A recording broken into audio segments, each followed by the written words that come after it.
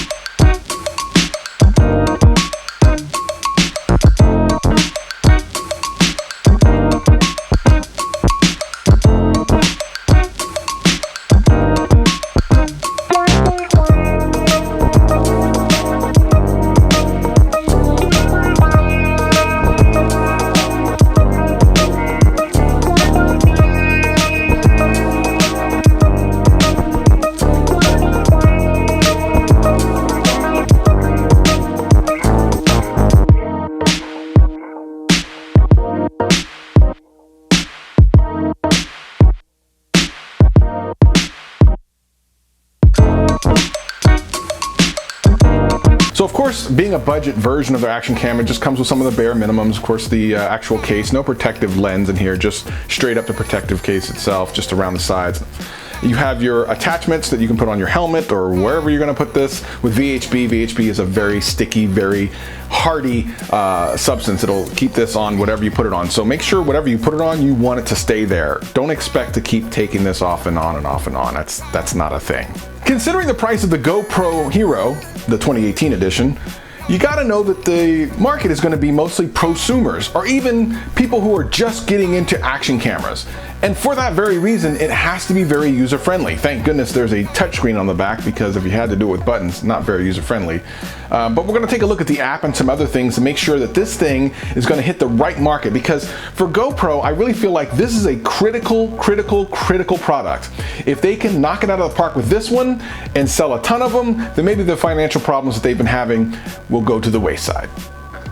GoPro. We're gonna do English, because that's the only thing I can speak. I agree. We can do 1440, so here we go, okay. Has a video stabilizer, preferences. Look at that, all the cool things. I think that's swipe down. It's kind of like a smartphone. Now, talking about the specs, it's waterproof up to 33 feet. It's got a touch screen. It's got the voice control, which we'll play around with.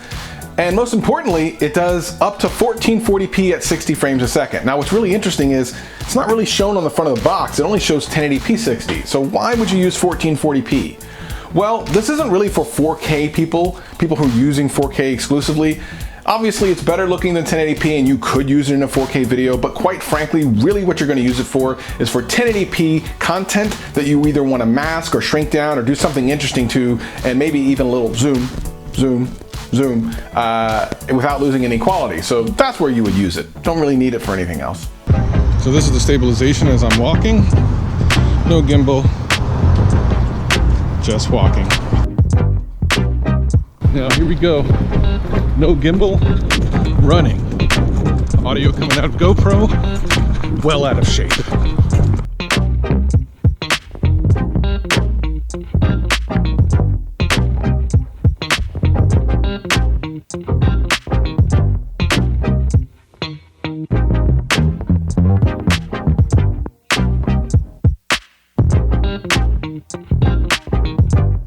Now, if you saw my other action camera video, you know I've got to test the waterproof nature of this beast, and I only know one way to do it: in the shower.